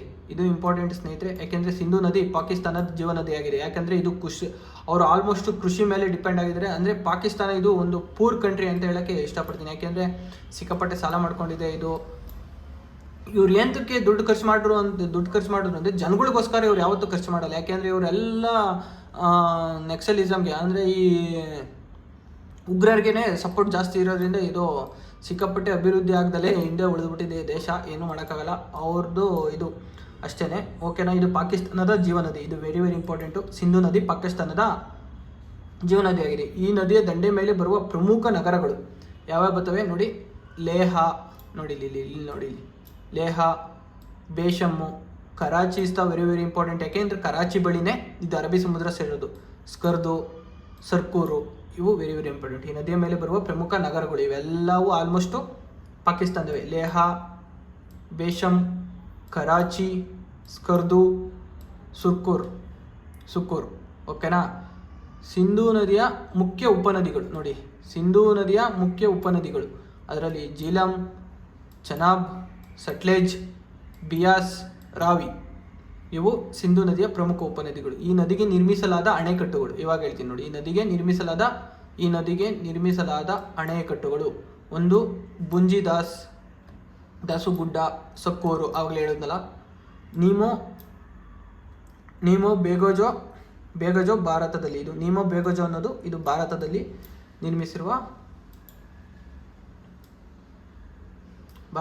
ನಿರ್ಮಿಸಿರುವ ಒಂದು ಅಣೆಕಟ್ಟು. ಇದಕ್ಕೆ ಡ್ಯಾಮ್ ಅಂತಾರೆ. ಯಾವ್ದಾವ್ದು ಹೇಳಿ ಇನ್ನೊಂದ್ಸಲ ಹೇಳ್ತೀನಿ ನೋಡಿ. ಈ ನದಿಗೆ ನಿರ್ಮಿಸಲಾದ ಅಣೆಕಟ್ಟುಗಳು ಬುಂಜಿದಾಸು ಗುಡ್ಡ, ಸಕ್ಕೂರು, ನೀಮೋ ಬೇಗಜೋ ಭಾರತದಲ್ಲಿ ಇದು ಮಾತ್ರ ನೋಡಿ. ಇದೊಂದು ಸ್ವಲ್ಪ ಇಂಪಾರ್ಟೆಂಟ್ ಐತೆ. ಸಿಂಧೂ ನದಿಯು ಒಂದು ನಿಮಿಷ. ಸಿಂಧೂ ನದಿಗೆ ಪಾಕಿಸ್ತಾನದಲ್ಲಿ ಅಟಕಾ ಬಳಿ ಕಾಬೂಲ್ ನದಿ ಬಂದು ಸೇರುತ್ತೆ. ಕಾಬೂಲ್ ನದಿಯಲ್ಲಿ ಆಫ್ಘಾನ್, ಇದು ವೆರಿ ಇಂಪಾರ್ಟೆಂಟ್. ಕಾಬೂಲ್ ನದಿ ಆಫ್ಘಾನ್ದಲ್ಲಿ ಹುಟ್ಟೋದು. ಸಿಂಧೂ ನದಿಗೆ ಪಾಕಿಸ್ತಾನದ ಅಟಕಾ ಬಳಿ ಕಾಬೂಲ್ ನದಿ ಬಂದು ಸೇರುತ್ತೆ. ಏನು ಸೇರುತ್ತೆ? ಪಾಕಿಸ್ತಾನದ ನೋಡಿ, ಇಲ್ಲಿ ಸಿಂಧೂ ನದಿಗೆ ಪಾಕಿಸ್ತಾನದ ಅಟಕಾ ಬಳಿ ಇಲ್ಲಿದೆ ನೋಡಿ. ಅಟಕಾ ಬಳಿ ಕಾಬೂಲ್ ನದಿಯನ್ನು ಸೇರುತ್ತೆ. ಯಾವ ನದಿ ಸೇರುತ್ತೆ? ಕಾಬೂಲ್ ನದಿ ಸಿಂಧೂ ನದಿಯನ್ನು ಸೇರುತ್ತೆ. ಕಾಬೂಲ್ ನದಿಯಲ್ಲಿ ಉಗಮ ಆಗೋದು ಆಫ್ಘಾನಲ್ಲಿ. ಓಕೆನಾ, ಸಿಂಧೂ ನದಿಯು ಪಾಕಿಸ್ತಾನದ ಪೊಟ್ಟಾರ ನದಿಯ ಮೂಲಕ ಹರಿದು ಸ್ಟಾಲ್ ಶ್ರೇಣಿಯನ್ನು ದಾಟಿ ಪಾಕಿಸ್ತಾನದ ಕರಾಚಿ ಬಳಿ ಅರಬ್ಬಿ ಸಮುದ್ರ ಸೇರುತ್ತೆ. ಆಗಲೇ ಹೇಳಿದ್ನಲ್ಲ, ತೋರಿಸಿದ್ನಲ್ಲ ಮ್ಯಾಪಲ್ಲಿ, ಕರಾಚಿ ಬಳಿ ಅರಬ್ಬಿ ಸಮುದ್ರವನ್ನು ಸೇರುತ್ತೆ. ಇದು ಪಾಕಿಸ್ತಾನದಲ್ಲಿ ಹರಿಯುವಾಗ ಭಾರತದ ಪಂಜಾಬಿನಲ್ಲಿ ಹರಿದು ಬಂದಿರುವ 5 ನದಿಗಳ ಸಂಗಮವಾಗಿ ಈ ನದಿಯು ಉಪನದಿಗಳಾಗಿರುತ್ತವೆ. 5 ನದಿ ಸಂಗಮಗಳು ಇದರ ಉಪನದಿಗಳು. ಈ 5 ನದಿಯ ಸಂಗಮವಾಗುವ ಈ ನದಿಯು ಉಪನದಿಗಳಾಗಿರ್ತವೆ. ಓಕೆನಾ. ಈ ನದಿಯು 5 ಉಪನದಿಗಳಿಂದ ನೀರಾವರಿ ವ್ಯವಸ್ಥೆ ಉತ್ತಮವಾಗಿರುವುದರಿಂದ ಮತ್ತು ವ್ಯವಸಾಯಕ್ಕೆ ಸಹಾಯಕವಾಗಿದೆ. ಆದ್ದರಿಂದ ಪಂಜಾಬನ್ನು ಭಾರತದ ಇಲ್ಲಿದೆ ನೋಡಿ, ಪಂಜಾಬನ್ನು ಭಾರತದ ಪಂಚ ನದಿಗಳ ನಾಡು ಅಂತ ಕರೀತಾರೆ. ಭಾರತದ ಗೋಧಿಯ ಕಣಜ ಅಂತ ಕೂಡ ಪಂಜಾಬನ್ನು ಕರೀತಾರೆ. ಸ್ನೇಹಿತರೆ, ಇದು ಇಂಪಾರ್ಟೆಂಟು. ಪಂಜಾಬನ್ನು ಭಾರತದ ಪಂಚ ನದಿಗಳ ನಾಡು ಅಂತಾರೆ, ಮತ್ತೆ ಭಾರತದ ಗೋಧಿಯ ಕಣಜ ಅಂತಲೂ ಕರೀತಾರೆ. ಏನು ಹೇಳಿ, ಪಂಜಾಬನ್ನು ಭಾರತದ ಗೋಧಿಯ ಕಣಜ ಅಂತಲೂ ಕರೀತಾರೆ. ಓಕೆನಾ. ಈಗ ನೋಡಿ, ಪಂಜಾಬ್ನಲ್ಲಿ ಬರುವ 5 ನದಿಗಳು ಯಾರು ಹೇಳಲ್ಲ ಸ್ನೇಹಿತರೆ. ಈ ಥರ ನೋಡಿ, ಕೆಲವೊಂದು ಬುಕ್ಗಳಲ್ಲಿ ಕೊಟ್ಟಿದ್ದಾರೆ, ನಂಗೆ ಕೊಟ್ಟಿಲ್ಲ ಅಂತ ಹೇಳ್ತಾ ಇಲ್ಲ. ಅಲ್ಲೊಂದು ಅಂದರೆ ಎಲ್ಲ ಒಟ್ಟಿಗೆ ಒಂದೇ ಹತ್ರ ಕೊಟ್ಟಿರಲ್ಲ. ನಾನು ಅದನ್ನೇ ನೋಟ್ಸ್ ಮಾಡಿಬಿಟ್ಟು ನಿಮ್ಮ ಹತ್ರ ಇಕ್ತಿದ್ದೀನಿ, ಬೇಕಾದ್ರೆ ನೀವು ಬುಕ್ ಹೋಗಿ ಚೆಕ್ ಮಾಡ್ಕೊಳ್ಳಿ. ಪಂಜಾಬಿನಲ್ಲಿ ಬರುವ 5 ನದಿಗಳು: ಜೀಲಂ ನದಿ, ರಾವಿ ನದಿ, ಚಿನಾಬ್ ನದಿ, ಸಟ್ಲೇಜು, ಬಿಯಾಸು. ಇವು ಪಂಜಾಬ್ನಲ್ಲಿ ಬರುವ 5 ನದಿಗಳು. ಗೊತ್ತಾಯ್ತಾ? ಪಂಜಾಬ್ನಲ್ಲಿ ಬರುವ 5 ನದಿಗಳು. ಸಿಂಧೂ ನದಿಯ ಎಡದಂಡೆಯ ಉಪನದಿಗಳು. ನೋಡಿ ಇಲ್ಲಿ, ಸಿಂಧೂ ನದಿಯ ಎಡದಂಡೆಯ ಉಪನದಿಗಳು. ಮೊನ್ನೆ ಕ್ಲಾಸ್ ಮಾಡ್ದಂಗೆ ಇವತ್ತು ಸ್ವಲ್ಪ ನೋಟ್ಸ್ ತೋರಿಸ್ತಾ ಇದ್ದೀನಿ ಅಷ್ಟೇ. ಜಾಸ್ಕರ, ಸುರಾ, ಗಗ್ಗರ್, ಹಕ್ರ, ಪಂಜನಾಡ, ಬಿಯಾಸು, ಸಟ್ಲೇಜು, ಚಿನಾಬು, ರಾವಿ. ಇವು ಸಿಂಧೂ ನದಿಯ ಎಡದಂಡೆಯ ಉಪನದಿಗಳು. ಓಕೆನಾ. ಸಿಂಧೂ ನದಿಯ ಸ್ನೇಹಿತರೆ ಎಡದಂಡೆಯ ಉಪನದಿಗಳು. ಹಾಗೆ ಸಿಂಧೂ ನದಿಯ ಬಲದಂಡೆಯ ಉಪನದಿಗಳು. ಸಿಂಧೂ ನದಿಯ ಬಲದಂಡೆಯ ಉಪನದಿಗಳು ಯಾವ್ಯಾವ ಅಂತಂದರೆ, ಒಂದು ನಿಮಿಷ. ಓಕೆ. ಸಿಂಧೂ ನದಿಯ ಬಲದಂಡೆಯ ಉಪನದಿಗಳು ಯಾವ್ಯಾವ ಅಂದರೆ ಸಿಂಗಾರ, ಸಿಯಾಕು, ಅಂಜಾ, ಗಿಲ್ಗಿಟ್ಟು, ಸಾತ್ವಾ, ಕುನಾರು, ಕಾಬುಲ್ಲು, ಗೋಮಲ್ಲು, ಜೋಬು. ಇದರಲ್ಲಿ ಗಿಲ್ಗಿಟ್ಟು ಬಲೂಚಿಸ್ತಾನದಲ್ಲಿ ಹುಟ್ಟುತ್ತೆ. ಇದೊಂದು ಸ್ವಲ್ಪ ಇಂಪಾರ್ಟೆಂಟು, ಯಾಕೆಂದರೆ ಇವಾಗ ಸ್ವಲ್ಪ ಇಶ್ಯೂಲ್ ಐತೆ ಬಲೂಚಿಸ್ತಾನು. ಯಾಕೆಂದರೆ ಬಲೂಚ್ ಲಿಬರೇಷನ್ ಆರ್ಮಿ ನಿಮಗೆ ಗೊತ್ತಲ್ಲ, ಇವಾಗ ಪಾಕಿಸ್ತಾನ ಮೇಲೆ ತಿರುಗಿ ಬಿದ್ದಿದ್ದಾರೆ ಅವರು. ಸುಮಾರು 1947 ಅವ್ರಿಗೂ ಸ್ವತಂತ್ರ ಘೋಷಿಸಿದ್ರು. ಅವ್ರಿಗೂ 1946 ಅವ್ರಿಗೆ ಸ್ವತಂತ್ರ ರಾಷ್ಟ್ರ ಅಂತ ಮಾಡಿದ್ರು. ಈ ಪಾಕಿಸ್ತಾನದ ಪಿತಾಮಹ, ವೃದ್ಧ ಪಿತಾಮಹ ಅಂತ ಯಾರು ಇದ್ದಾರಲ್ಪ, ಅವ್ರ ಹೆಸರು ಮತ್ತೋಯ್ತು. ಓಕೆ, ಇರಲಿ. ಅವರು ಮತ್ತೆ ಇದಕ್ಕೆ ಸೇರಿಸ್ಕೊಂಡ್ರು. ಅವ್ರ ಹೆಸರು ಮರ್ತೋಯ್ತಲ್ಲ, ಸಾರಿ ಫ್ರೆಂಡ್ಸ್. ಅವ್ರು ಈ ಬಲೂಚಿಸ್ತಾನವನ್ನು ಪಾಕಿಸ್ತಾನಕ್ಕೆ ಸೇರಿಸ್ಕೊಂಡ್ರು. ಯಾಕೆಂದರೆ ಈ ಬಲೂಚಿಸ್ತಾನವರು ಯಾಕೆ ಹೋರಾಟ ಮಾಡ್ತಿದ್ದಾರೆ ಅಂತಂದರೆ, ಈ ಬಲೂಚಿಸ್ತಾನಲ್ಲಿ ಆಲ್ಮೋಸ್ಟ್ ಇಡೀ ಪಾಕಿಸ್ತಾನದಲ್ಲಿ ಸಿಗೋ ಸಂಪತ್ತಿನ ಈ ಬಲೂಚಿಸ್ತಾನದಲ್ಲಿ ಆಲ್ಮೋಸ್ಟ್ ಎಲ್ಲ ಸಂಪತ್ತುಗಳು ಜಾಸ್ತಿ ಇದೆ ಈ ಬಲೂಚಿಸ್ತಾನದಲ್ಲಿ. ಆದರೆ ಈ ಪಾಕಿಸ್ತಾನದವ್ರು ಏನು ಮಾಡ್ತಿದ್ದಾರೆ ಅಂದರೆ, ಈ ಬಲೂಚಿಸ್ತಾನದಲ್ಲಿ ಸಿಗೋ ಸಂಪತ್ತನ್ನೆಲ್ಲ ತಕ್ಕೊಂಡು ಇವರು ಪಾಕಿಸ್ತಾನ ಪ್ರಜೆಗಳಿಗೆ ಮಾತ್ರ ಇದು ಮಾಡ್ತಿದ್ದಾರೆ. ಈ ಬಲೂಚಿಸ್ತಾನ ಏನು ಇಂಪ್ರೂವ್ ಮಾಡ್ತಿಲ್ಲ, ಅವ್ರನ್ನೇನು ನೋಡ್ತಿಲ್ಲ ಇವರು. ಅದಕ್ಕೋಸ್ಕರ ಇವರು ಬಲೂಚ್ ಲಿಬರೇಷನ್ ಆರ್ಮಿ ಅಂತ ಮಾಡ್ಕೊಂಡು ಇವರು ಇವತ್ತು ಪಾಕಿಸ್ತಾನದ ಮೇಲೆ ತಿರುಗಿ ಬಿದ್ದಿದ್ದಾರೆ. ಇಂಡಿಯಾ ಸಪೋರ್ಟ್ ಮಾಡ್ತಾರೆ ಅಂತೇಳಿ ಇವರು ಒಂದು ನಂಬಿಕೆ. ಯಾಕೆಂತಂದರೆ ಇವು ಬಾಂಗ್ಲಾದೇಶನ ನಾವು ಸರ್ದಾರ್ ವಲ್ಲಭಾಯ್ ಪಟೇಲ್ ಅವರು ವಿಮೋಚನೆ ಕೊಡಿಸಿದ್ರಲ್ಲ, ಅದೇ ಥರನ ಇವರು ನಂಬಿಕೆ ಇಟ್ಕೊಂಡಿದ್ದಾರೆ ಅವತ್ತಿಂದನೂ ಇಲ್ಲಿವರೆಗೂ. ಹಾಗೆಯೇ ಇನ್ನೊಂದು ವಿಚಾರ ಏನಂತಂದರೆ, ಬಲೂಚಿಸ್ತಾನವರು ಇಂಡಿಯಾಗೆ ಸ್ವಲ್ಪ ಫೇವರ್ ಆಗಿದ್ದಾರೆ. ಇವಾಗ ನೋಡಿ, 1 ಬೆಲ್ಟ್ 1 ರೋಡು ಮಾಡಬೇಕಿತ್ತು ಚೀನಾದವರು. ನೋಡಿ ಇಲ್ಲಿ ಒಂದು ನಿಮಿಷ ಮ್ಯಾಪ್ ತೋರಿಸ್ತೀನಿ ನಿಮಗೆ.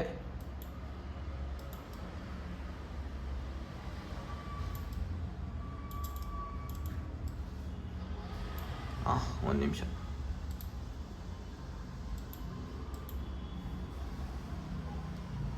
ನಿಮಿಷ ಇರಿ, ಮ್ಯಾಪ್ ತೋರಿಸ್ತೀನಿ ನಿಮಗೆ.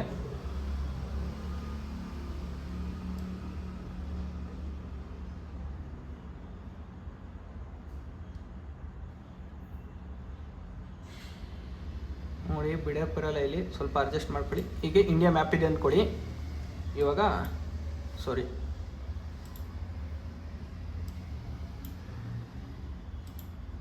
ನೋಡಿ ಇಲ್ಲಿ ಇದು ಫುಲ್ಲು ಚೈನಾ ಬರುತ್ತೆ. ಇಲ್ಲಿ ಇದು ನೋಡಿ, ಇದು ಅಕ್ಷಯ ಚೀನಾ ಆಗ್ಬಿಟ್ಟಿದೆ. ಇದು ನೋಡಿ POK ಆಗ್ಬಿಟ್ಟಿದೆ. ಇದೇನು POK. ಓಕೆನಾ. ಇದು POK, ಇದು ಅಕ್ಷಯ ಚೀನಾ.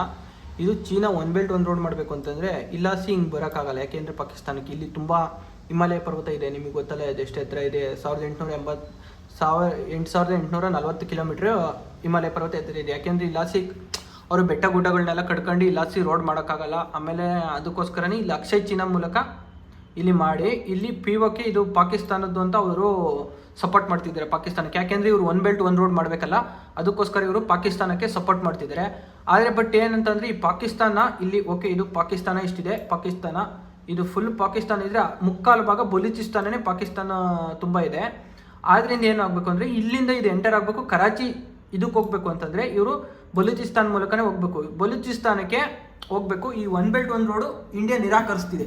ಈ ಒನ್ ಬೆಲ್ಟ್ ಒನ್ ರೋಡ್ನ ಇಂಡಿಯಾ ನಿರಾಕರಿಸ್ತಿದೆ. ಯಾಕಂತಂದರೆ ಈ ಒನ್ ಬೆಲ್ಟ್ ಒನ್ ರೋಡ್ ಮಾಡಿದ್ರೆ ಇಲ್ಲಿ POK ಮೇಲೆ ಒಳಗಡೆ ಅವ್ರು ಹೋಗ್ತಾರೆ ಅಂತ, ಅದಕ್ಕೋಸ್ಕರ ಈ ಜಾಗ ನಮ್ಮದು ಅಂತ ಇಂಡಿಯಾ ವಾದಿಸ್ತಾ ಇದೆ.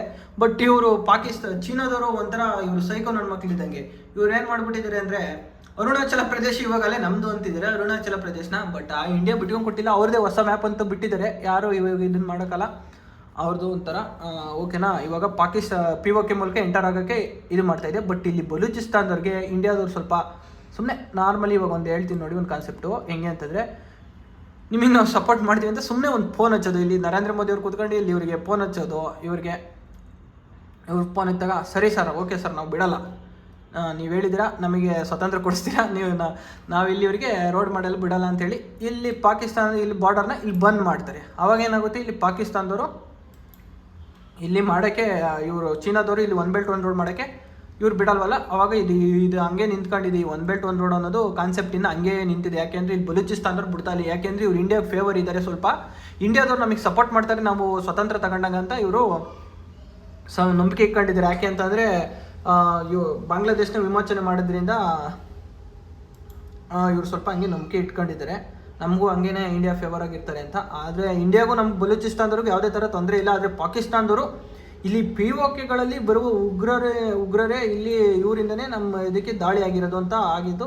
ನಿಮಗೂ ಗೊತ್ತಲ್ಲ, 9 ಸ್ಥಳಗಳಲ್ಲಿ ಬಾಂಬ್ ಅಟ್ಯಾಕ್ ಮಾಡಿ ಕ್ಷಿಪಣಿ ದಾಳಿ ಮಾಡಿ ಅವ್ರನ್ನೆಲ್ಲ ಸುಟ್ಟಾಕಿದ್ದಲ್ವಾ, ನಿಮಗೂ ಗೊತ್ತಲ್ವಾ ಸ್ನೇಹಿತರೆ. ಇಷ್ಟೇ ಇದು ಒನ್ ಬೆಲ್ಟ್ ಒನ್ ರೋಡ್ ಬಗ್ಗೆ ಇದೊಂದು ಸ್ವಲ್ಪ ಕಾನ್ಸೆಪ್ಟ್ ಅಷ್ಟೇ ಹೇಳ್ಬೇಕು ಅನ್ನಿಸ್ತು, ಹೇಳಿದ್ದೀನಿ. ನಿಮಗೂ ಎಲ್ಲ ಗೊತ್ತಿರುತ್ತೆ ಆಲ್ಮೋಸ್ಟು, ನನಗಿನ್ನ ಚೆನ್ನಾಗಿ ತಿಳ್ಕೊಂಡಿರ್ತೀರ, ಆದರೂ ಹೇಳ್ಬೇಕು ಅನ್ನಿಸ್ತು ಹೇಳಿದ್ದೀನಿ. ನೋಡಿ ಇಲ್ಲಿ ಬಲೂಚಿಸ್ತಾನ್ ಬಗ್ಗೆ ಬಂತಲ್ಲ, ಸ್ವಲ್ಪ ಹಂಗೆ ಹೇಳಿದೆ ಅಷ್ಟೇ. ನಂತರ ನೋಡಿ ಇಲ್ಲಿ ಎಡದಂಡೆ ಬಲದಂಡೆದು ಒಂದು ಸ್ವಲ್ಪ ಮ್ಯಾಪ್ ಹಾಕಿದ್ನಿ. ಲೆಫ್ಟ್ ಬ್ಯಾಂಕ್ ಟ್ರಿಬ್ಯೂಟರೀಸ್ ಅಂದರೆ ಎಡದಂಡೆಯಲ್ಲಿ ಯಾವುದು ಫಸ್ಟ್ ಜಾಸ್ಕರ, ಇಲ್ಲಿ ನೋಡಿ ಇದು ಫುಲ್ಲು ಇದು ಇದು ಉದ್ದ ಸಿಂಧು ನದಿ. ಇದು ಒಂದು ನಿಮಿಷ ಪೆನ್ ತಗೊಂತೀನಿ ನೋಡಿ, ಇಲ್ಲಿ ಇದು ಫುಲ್ಲು ಉದ್ದನೇ ಇದು ಸಿಂಧು ನದಿ. ಇಲ್ಲಿ ಫಸ್ಟ್ ಎಡದಂಡೆ ನೋಡೋಣ. ಲೆಫ್ಟ್ ಬ್ಯಾಂಕ್ ಟ್ರಿಬ್ಯೂಟರೀಸು ಇದು ಜಾಸ್ಕರ, ಸುರ, ಗಗ್ಗರು, ಅಕ್ರಾ, ಪಂಜನಾಡ, ಬಿಯಾಸು, ಸಟ್ಲೇಜು, ಚಿನಾಬು, ರಾವಿ. ಇದು ನಂತರ ಇಲ್ಲಿ ಸಿಂಗಾರ. ಇದು ಬಲದಂಡೆ ಉಪನದಿಗಳನ್ನು ನೋಡೋಣ. ಇನ್ನೊಂದ್ಸಲ ಎಡದಂಡೆ ಉಪನದಿಗಳು ಜಾಸ್ಕರ, ಸುರ, ಗಗ್ಗರು. ನೋಡಿ ಇಲ್ಲಿ ಜಾಸ್ಕರ, ಸುರ, ಗಗ್ಗರು, ಅಕ್ರಾ, ಪಂಜನಾಡ, ಬಿಯಾಸು. ಇಲ್ಲಿದೆ ನೋಡಿ ಸಟ್ಲೇಜು, ಚಿನಾಬು, ರಾವಿ. ಓಕೆನಾ. ಬಲದಂಡೆ ರೈಟ್ ಬ್ಯಾಂಕ್ ಟ್ರಿಬ್ಯೂಟರೀಸ್ ನೋಡೋದಾದ್ರೆ ಸಿಂಗಾರ, ಕಾಬುಲ್ಲು, ಗೋಮಲ್ಲು, ಗಿಲ್ಗಿಟ್ಟು. ನೋಡಿ ಗಿಲ್ಗಿಟ್ ಆಗಲೇ ಹೇಳಿದ್ನಲ್ಲ ನೋಡಿ, ಸಾತ್ವಾ, ಜೋಬು, ಕುನಾರು, ಸಿಯೋಕ್ ಅಂಜಾ ಅಂತ ನೀವು ಉಂಜಾ ಅನ್ಕೊಂಬೇಡಿ, ಸಿಯೋಕ್ ಅಂಜಾ ಅಂತ. ಇದು ಬಲದಂಡೆಯ ಉಪನದಿಗಳು. ನೋಡಿ ನಿಮಗೆ ಮ್ಯಾಪ್ ಮುಖಾಂತರ ನೆನ್ನೆನೂ ಕ್ಲಾಸ್ ಮಾಡಿ ತೋರಿಸ್ತಿದ್ದೀನಿ, ನೆನ್ನೆನೂ ಕ್ಲಾಸಲ್ಲಿ ಹೇಳಿದ್ದೀನಿ. ಹಾಗೆ ಇದು ನೋಟ್ಸ್ ಅಷ್ಟೇ, ಇದು ಮ್ಯಾಪ್ ಮುಖಾಂತರ ಇನ್ನೊಂದ್ಸಲ ನಿಮಗೆ ತೋರಿಸ್ತಿದ್ದೀನಿ. ಓಕೆನಾ. ನಂತರ ಬಲದಂಡೆ ಉಪನದಿಗಳಾಯಿತು. ಪಂಜಾಬಿನ 5 ನದಿಗಳು ನೋಡಿ, ಪಂಜಾಬಿನ 5 ನದಿಗಳ ಬಗ್ಗೆ ಎಕ್ಸ್ಪ್ಲನೇಷನ್ ಇದೆ ಸ್ವಲ್ಪ. ಜೀಲಂ ನದಿ, ಮೊದಲಿಗೆ ಜೀಲಂ ನದಿ. ಇದನ್ನು ಸಂಸ್ಕೃತದಲ್ಲಿ ವಿತಾಷ್ಟ ಅಂತ ಕರೀತಾರೆ. ಇದು ಇಂಪಾರ್ಟೆಂಟ್ ಸ್ನೇಹಿತರೆ, ವೆರಿ ವಿಂಪಾರ್ಟೆಂಟ್. ಇದು PSI ಕ್ವಶನ್ ಆಗಿದೆ ಅಲ್ಲೇ ಒಂದ್ಸಲ. ಹಿಸ್ಟರಿ ಅಂತ ಗೊತ್ತಿಲ್ಲ, ನಾನು ಓದಿದ್ದೀನಿ. PSI ಕ್ವಶನ್ ಆಗಿದೆ. ಇದನ್ನು ವಿತಾಷ್ಟ ಅಂತ ಕರೀತಾರೆ. ಏನಂತ ಕರೀತಾರೆ? ವಿತಾಷ್ಟ ಅಂತ ಕರೀತಾರೆ. ಇದು ಕಾಶ್ಮೀರದ ಪೀರ್ ಪಂಜಲ್ ಶ್ರೇಣಿಯ ಶೇಷನಾಗ ಅಥವಾ ವೆರಿನಾಗ ಎಂಬಲ್ಲಿ ಉಗಮವಾಗುತ್ತೆ. ಇದು ಕಾಶ್ಮೀರದ ಪೀರ್ ಪಂಜಲ್ ನೋಡಿ, ಇಲ್ಲಿ ಕಾಶ್ಮೀರದ ಪೀರ್ ಪಂಜಲ್ ಶ್ರೇಣಿಯ ಶೇಷನಾಗ ಎಂಬಲ್ಲಿ ಉಗಮವಾಗುತ್ತದೆ. ಈ ನದಿಯು ಕಾಶ್ಮೀರ ಕಣಿವೆ ಹಾಗೂ ಉಲ್ಲಾರ್ ಸರೋವರದ ಮೂಲಕ ಹರಿದು ಪಾಕಿಸ್ತಾನವನ್ನು ಸೇರುತ್ತೆ. ಇಲ್ಲಿ ಉಲ್ಲಾರ್ ಸರೋವರದ ಮೂಲಕ ಹರಿದು ಕಾಶ್ಮೀರ ಕಣಿವೆ ಹಾಗೂ ಉಲ್ಲಾರ್ ಸರೋವರದ ಮೂಲಕ ಹರಿದು ಪಾಕಿಸ್ತಾನವನ್ನು ಸೇರುತ್ತೆ. ಭಾರತದಲ್ಲಿ ಈ ನದಿಯ ಉದ್ದ 725 ಕಿಲೋಮೀಟರ್. ಯಾವುದು? ಜೀಲಂ ನದಿಯ ಉದ್ದ 725 ಕಿಲೋಮೀಟರ್. ಇಲ್ಲಿನ ಉಲ್ಲಾರ್ ಸರೋವರ ಭಾರತದ ಸಿಹಿ ನೀರಿನ ಅತಿ ದೊಡ್ಡ ಸರೋವರವಾಗಿದೆ. ಇಲ್ಲಿನ ಉಲ್ಲಾರ್ ಸರೋವರ ಭಾರತದ ಅತಿ ದೊಡ್ಡ ಸಿಹಿ ನೀರಿನ ಸರೋವರ ಇದೆ. ಏನ್ಸಂತೆ? ಇಲ್ಲಿನ ಉಲ್ಲಾರ್ ಸರೋವರ ಭಾರತದ ಅತಿ ದೊಡ್ಡ ಸಿಹಿ ನೀರಿನ ಸರೋವರವಾಗಿದೆ. ಈ ನದಿಯಿಂದ ನಿರ್ಮಿತವಾದ ಮತ್ತೊಂದು ಸರೋವರ ದಾಲ್ ನಿಮಗೆ ಗೊತ್ತಲ್ಲ, ಶ್ರೀನಗರದಲ್ಲಿದೆ. ದಾಲ್ ಸರೋವರ ಶ್ರೀನಗರದಲ್ಲಿದೆ. ಸ್ನೇಹಿತರೆ ನೋಡಿ, ಒಂದು ಸ್ವಲ್ಪ ಇವೆಲ್ಲ ಇಂಪಾರ್ಟೆಂಟ್ ಇರ್ತವೆ, ಇವೆಲ್ಲ ಫ್ಯಾಕ್ಚುಯಲ್ ಇರ್ತವೆ. ಓದಿ ಪ್ರಾಕ್ಟೀಸ್ ಮಾಡಬೇಕು. ಇದರಲ್ಲಿ ಯಾವ ಥರ ಕಾನ್ಸೆಪ್ಟ್ ಇಲ್ಲ. ನೀವೆಲ್ಲ ಅದೇ ಮ್ಯಾಪ್ ನೋಡ್ಕೊಂಡು ನೀವು ಸ್ವಲ್ಪ ಪ್ರಾಕ್ಟೀಸ್ ಮಾಡ್ಕೊಬೇಕಾಗುತ್ತೆ, ನೋಡ್ಕೊಳ್ಳಿ ಅಷ್ಟೇ. ಈ ನದಿಯ ಅಡ್ಡಲಾಗಿ ಬಾರಾಮುಲ್ಲಾ ಜಿಲ್ಲೆಯಲ್ಲಿ ಉರಿ 2 ಅಣೆಕಟ್ಟು ನಿರ್ಮಿಸಲಾಗಿದೆ. ಉರಿಲಿ 2 ಅಣೆಕಟ್ಟನ್ನು ನಿರ್ಮಿಸಲಾಗಿದೆ. ಇಲ್ಲಿ ಈ ನದಿಗೆ ಅಡ್ಡಲಾಗಿ ಬಾರಾಮುಲ್ಲಾ ಜಿಲ್ಲೆಯಲ್ಲಿ ಉರಿಲಿ 2 ಅಣೆಕಟ್ಟನ್ನು ನಿರ್ಮಿಸಲಾಗಿದೆ. ಓಕೆನಾ. ಜೀಲಂ ನದಿಗೆ ಇದು ಆರಂಭದಿಂದ ಸಿಂಧೂ ನದಿಯ ಅಂತ್ಯದವರೆಗೂ ಹುಟ್ಟುವ ಮತ್ತು ಹರಿಯುವ ಉದ್ದ 725 ಕಿಲೋಮೀಟರ್. ಓಕೆನಾ. ಎಷ್ಟು 725 ಕಿಲೋಮೀಟರ್. ಇದು ಭಾರತದಲ್ಲಿ 400 ಕಿಲೋಮೀಟರ್ ಹರಿಯುತ್ತದೆ. ಎಷ್ಟು ಹರಿಯುತ್ತೆ? ಭಾರತದಲ್ಲಿ 400 ಕಿಲೋಮೀಟರ್ ಹರಿಯುತ್ತೆ. ಇದು ಭಾರತ ಮತ್ತು ಪಾಕ್ ನಡುವೆ ಸುಮಾರು 170 ಕಿಲೋಮೀಟರ್ ದೂರ ಗಡಿರೇಖೆಯನ್ನು ಹೊಂದಿದೆ. ಎಷ್ಟು ಹೊಂದಿದೆ? ಇದು ಇಂಪಾರ್ಟೆಂಟ್ ನೋಡಿ, 170. ಸುಮಾರು 170. ಇವೆಲ್ಲ ಫ್ಯಾಕ್ಚುಯಲ್ ಇರ್ತವೆ ಸ್ನೇಹಿತರೆ. ಇವನ್ನು ನೀವು ಅವಾಗ ಓದ್ಕೊಂಡು ಪ್ರಾಕ್ಟೀಸ್ ಮಾಡ್ಕೊಂಡು ನೋಡ್ತಾ ಇನ್ನೊಂದ್ಸಲ ಕ್ಲಾಸ್ ನೋಡ್ಕೊಂತ ನೀವು ಪ್ರಾಕ್ಟೀಸ್ ಮಾಡ್ಕೊಬೇಕಾಗುತ್ತೆ. ಇವೆಲ್ಲ ಫ್ಯಾಕ್ಚುಯಲ್ ಇರ್ತವೆ. ಆಲ್ಮೋಸ್ಟ್ ಇವನ್ನೆಲ್ಲ ಕೇಳ್ತಾರೆ. ಅಂದರೆ 170 ಪರ್ಟಿಕ್ಯುಲರ್ ಅಷ್ಟೇ ಇರಲ್ಲ, ಕೆಲವೊಂದು ಬುಕ್ಕಲ್ಲಿ ವೇರಿಯೇಷನ್ ಇರುತ್ತೆ. ಇದು ನಾನು ಗೂಗಲಿಂದನೇ ತಗೊಂಡಿರೋದು, ನಾನು ಕ್ಲಾಸ್ ಕೇಳೇನೆ ನಿಮಗೆ ಇದನ್ನ ಹೇಳ್ತಿರೋದು. ನಾನು ಆಲ್ಮೋಸ್ಟ್ ಎಲ್ಲ ಯೂಟ್ಯೂಬ್ ಚಾನಲು, ಎಲ್ಲ ಕೋಚಿಂಗ್ ಸೆಂಟರ್, ಎಲ್ಲ ಕ್ಲಾಸ್ಗಳನ್ನೂ ನೋಡಿ ನಾನು ನಿಮಗೆ ಹೇಳ್ತಿರೋದು. ಇದು POKನ ಟ್ರಿಮುವಿನ ಹತ್ತಿರ ಚಿನಾಬ್ ನದಿಯೊಂದಿಗೆ ಸಂಗಮವಾಗುತ್ತದೆ. ನೋಡಿದ್ರಲ್ಲ, ಆಗ್ಲೇ ಹೇಳಿದ್ನಲ್ಲ ನೋಡಿ, ಇದು ಜೀಲಂ ನದಿ ನೋಡಿ, ಇಲ್ಲಿ ತೋರಿಸ್ತೀನಿ. ಜೀಲಂ ನದಿ ಇದೆಲ್ಲೇ ಪಾಕ್ ಬಳಿ, POKನ ಟ್ರಿಮುವಿನ ಬಳಿ, ಪಾಕ್ನ POK ಅಂದರೆ ಪಾಕ್ನ ಶಾರ್ಟ್ ಫಾರ್ಮ್ ಬರ್ತಿದ್ದೀನಿ. ಇದು ಪಾಕ್ನ ಟ್ರಿಮುವಿನ ಹತ್ತಿರ ಚಿನಾಬ್ ನದಿಯೊಂದಿಗೆ ಸಂಗಮವಾಗುತ್ತದೆ. ಓಕೆನಾ. ಇದನ್ನು ಐಡಸ್ಪಸ್ ನದಿ ಎಂದು ಸಹ ಕರೆಯುವರು. ಐಡಸ್ಪಸ್ ಕಾಳಗ ಕೇಳಿದಿರಲ್ಲ. ಈ ನದಿಯ ದಡದಲ್ಲಿ ಭಾರತದ ಪುರೂರವ ದೊರೆ ಪೋರಸ್ ಮತ್ತು ಅಲೆಕ್ಸಾಂಡರ್ ನಡುವೆ ಐಡಸ್ಪಸ್ ಕಾಳಗ ಕದನ ನಡೆಯಿತು. ಓಕೆನಾ. ನೆಕ್ಸ್ಟ್ ಎರಡನೇದು ರಾವಿ ನದಿ. ಯಾವುದು? ರಾವಿ ನದಿ. ಓಕೆನಾ.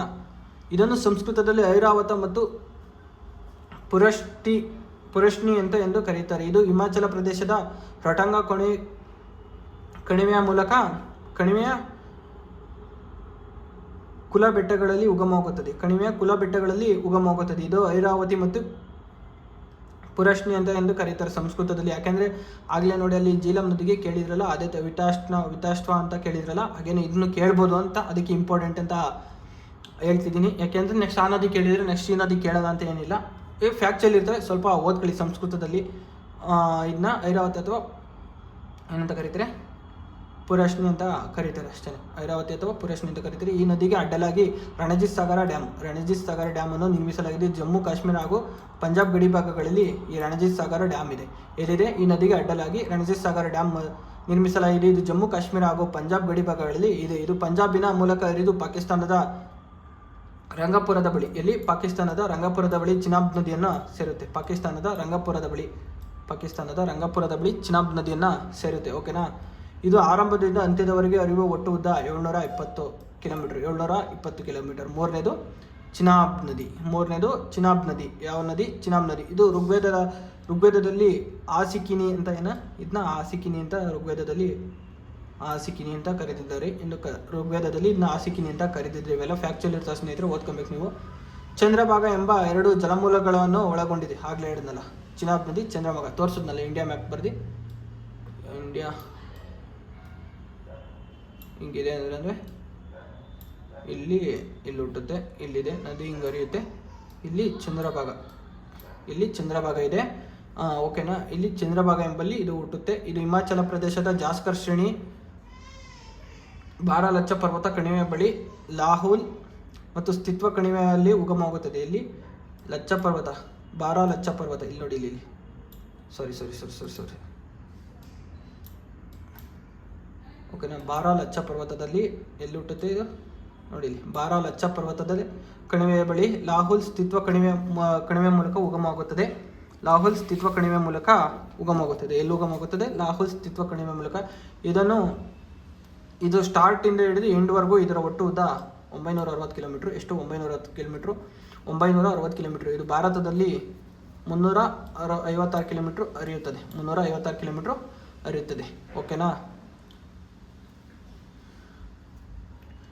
ಈ ನದಿಯು ಜೀಲಂ ನದಿಯನ್ನು ಕೂಡಿಸಿಕೊಂಡು ಪಾಕಿಸ್ತಾನ ಮತ್ತು ಪಂಜನಾಡ ಎಂಬಲ್ಲಿ ಸಟ್ಲೇಜ್ ನದಿಯನ್ನು